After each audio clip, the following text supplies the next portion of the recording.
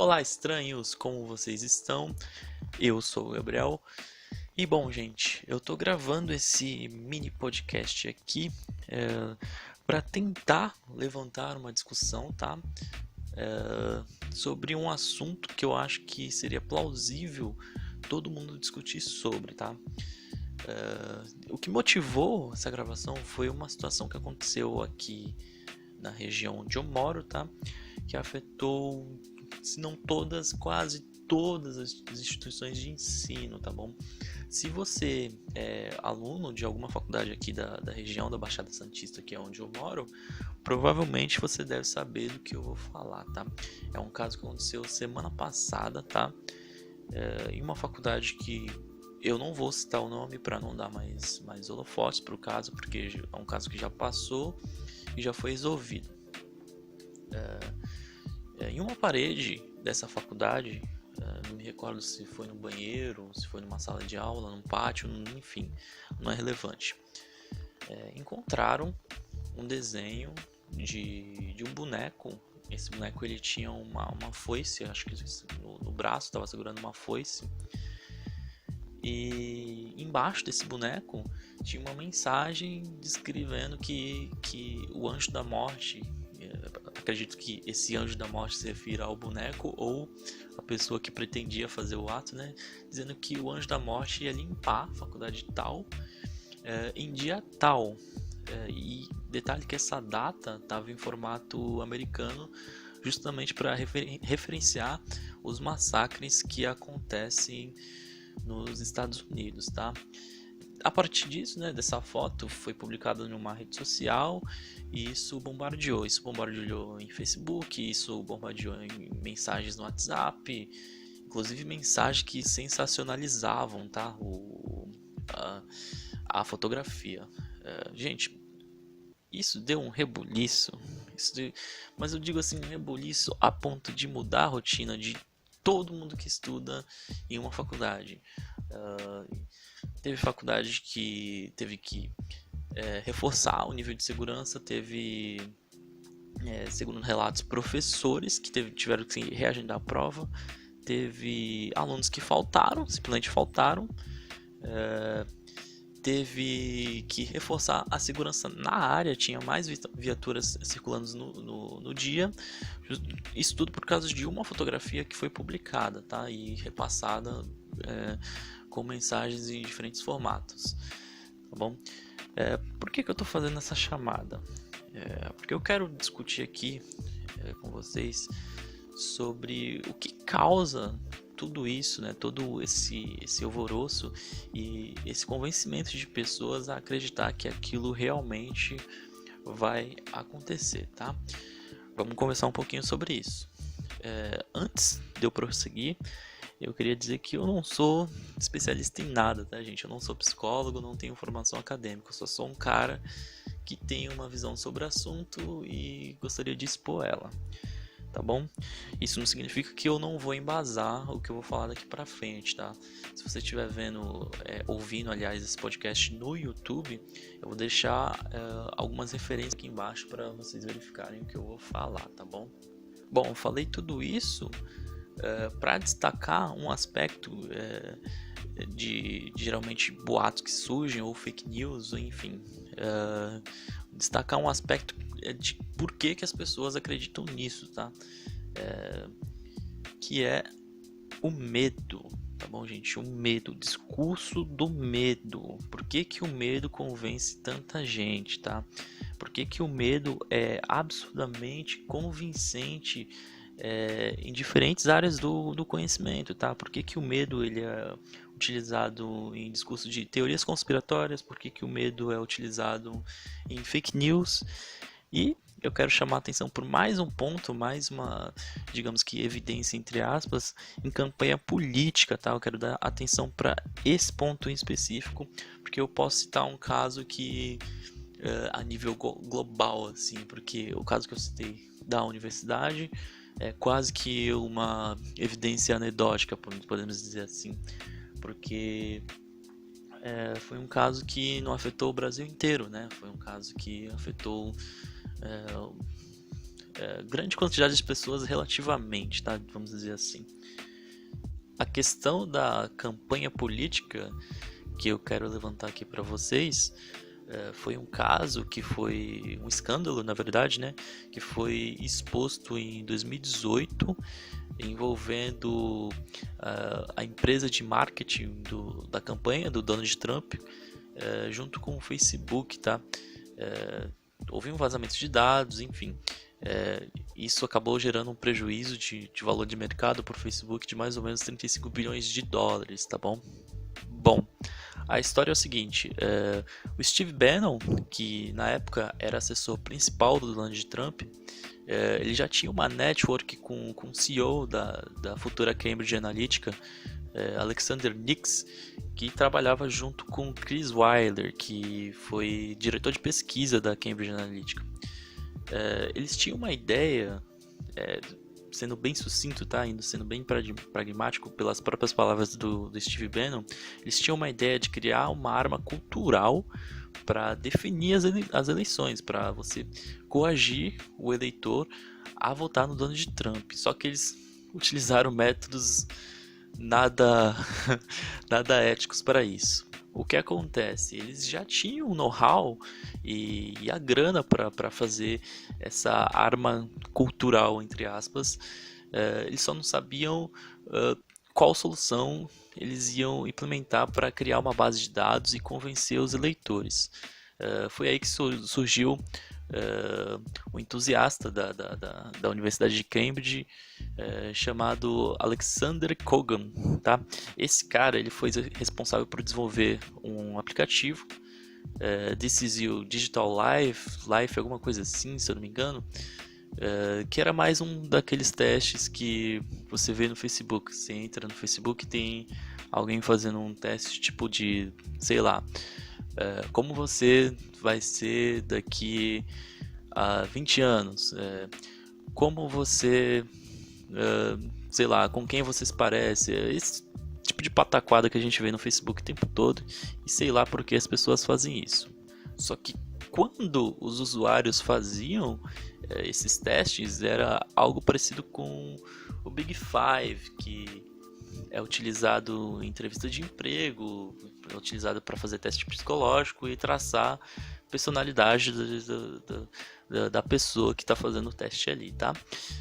Só que o problema é que, além dele coletar os dados do usuário que está fazendo o teste, ele coletava os dados dos seus amigos também, tá bom?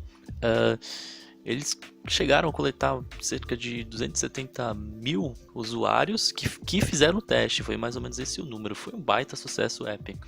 Só que como ele coletava os dados dos amigos dos usuários que fizeram o teste também, essa base chegou a 50 milhões de pessoas, tá bom?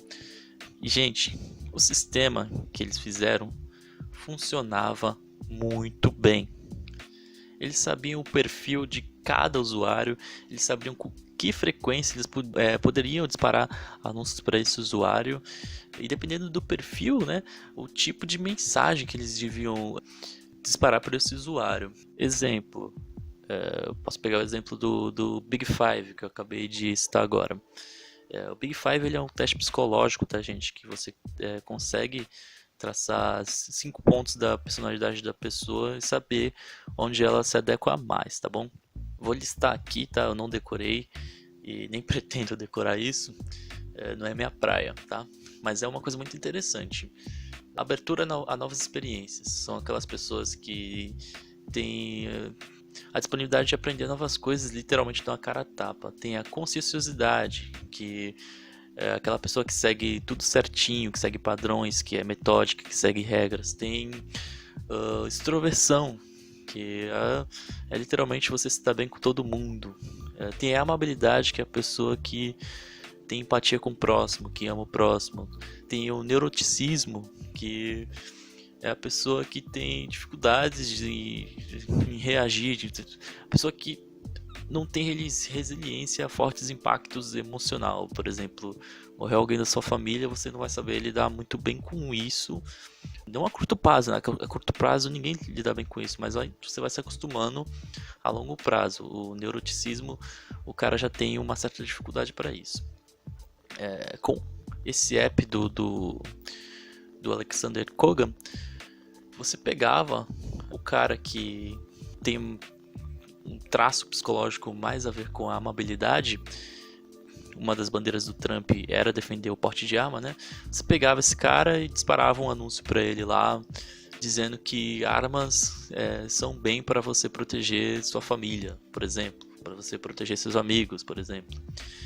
Agora você pega outro perfil que tem mais a ver com neuroticismo, você seria disparado um anúncio para ele dizendo o seguinte: você precisa de arma para se defender de ameaças externas, enfim, algo desse tipo. Ou seja, o sistema deles era muito preciso, gente. E se você reparar nessas mensagens, é algo totalmente baseado no discurso do medo. É algo que, tipo assim, você precisa adotar aquela ideia porque aquilo pode ser prejudicial para você, entendeu? Você precisa adotar aquela ideia porque senão alguma coisa de ruim vai acontecer com você, entendeu? Isso é um exemplo de um caso gigantesco, assim, um escândalo gigantesco que aconteceu e ninguém sabia. Que é muito interessante, que entra na questão da privacidade também, né? Que eu não vou me prolongar muito aqui para falar sobre isso, porque, gente, rede social, WhatsApp, Facebook, Instagram, privacidade, acabou, entendeu? Acabou. Teve um estudo em 2013 que foi publicado pela Proceedings of the National Academy of Science, que deram alguns dados interessantes, assim, ó, vamos lá. Isso focado no Facebook, tá? Não em outras redes sociais. Com 10 likes, o Facebook consegue te definir, aliás, melhor que o seu colega de trabalho. Com 70 likes, melhor que o seu colega de quarto, entendeu? O Facebook te conhece melhor que o seu colega de quarto. Com 150 likes, o Facebook ele te conhece melhor que os seus pais. Com 300 likes, se você tiver namorado ou namorada, ou se você for casado, o Facebook com 300 likes consegue te definir com mais precisão de que essas pessoas, entendeu? Enfim, privacidade no mundo digital que a gente tem hoje, no mundo online, acabou, não existe mais. E é uma troca que eu até acho justa, assim. A partir do momento que você resolve criar sua conta em uma dessas plataformas, você está dizendo assim, aliás, vamos pegar o exemplo do Facebook. O Facebook está dizendo assim: olha, eu estou fornecendo um serviço para você. Você pode usar o Facebook à vontade aí, você pode publicar suas coisas, dar like no que quiser, seguir quem quiser. Você pode usar o nosso aplicativo de mensagens, mandar mensagens para quem você quiser. Mas em troca você é meu produto, entendeu? Você está utilizando o serviço de graça, mas eu vou querer em troca alguma coisa, entendeu? Então eu vou te usar como produto. É por isso que aparece 1 milhão de anúncios na nossa timeline e a gente às vezes não sabe nem porquê. Mas acaba que a gente se torna um produto mesmo do Facebook.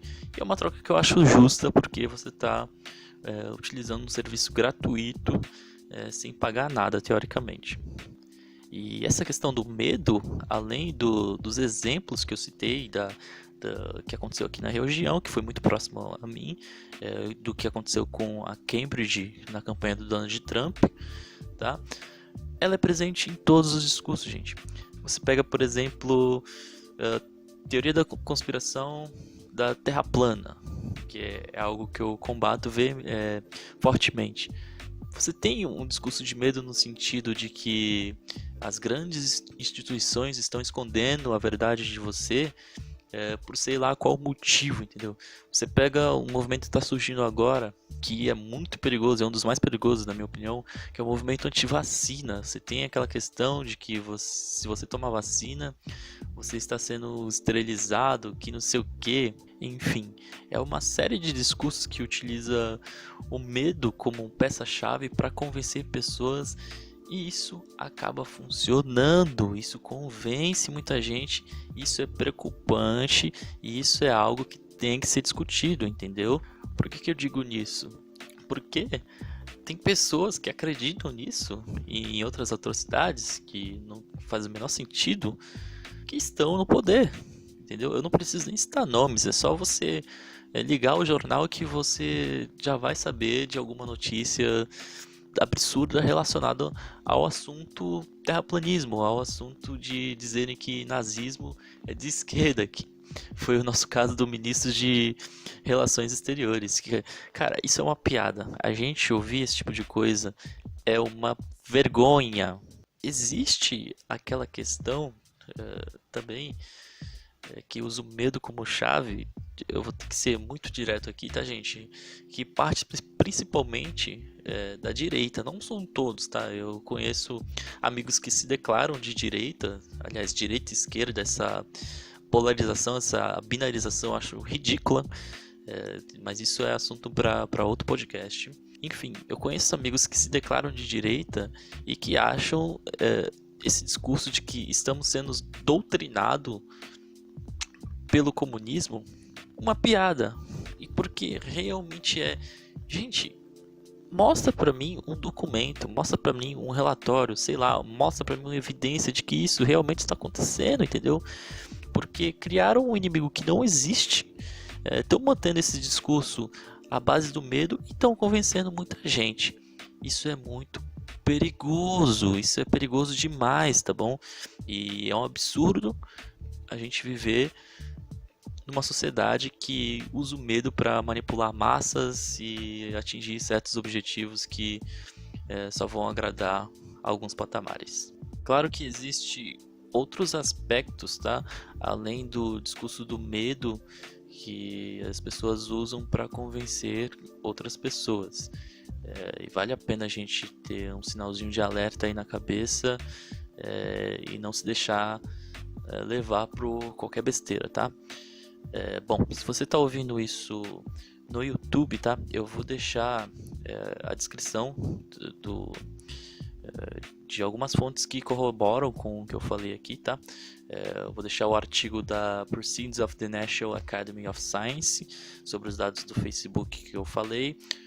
Vou deixar linkado também um vídeo da BBC News Brasil que explica muito bem o teste do Big Five e como a Cambridge conseguiu coletar os dados. É um vídeo muito interessante e pouco visualizado, tá? Apesar de ser da BBC. Tem um vídeo do Gabriel Pato que ele também fala muito bem, conta muito bem a história do escândalo da Cambridge Analytica. Vou deixar um vídeo do Pirula também que ele comenta sobre o discurso do medo, junto com um artigo que também fala sobre o discurso do medo, que corrobora com o que eu pensei aqui, tá bom? É isso, essa reflexão que eu queria deixar para vocês, e tamo junto.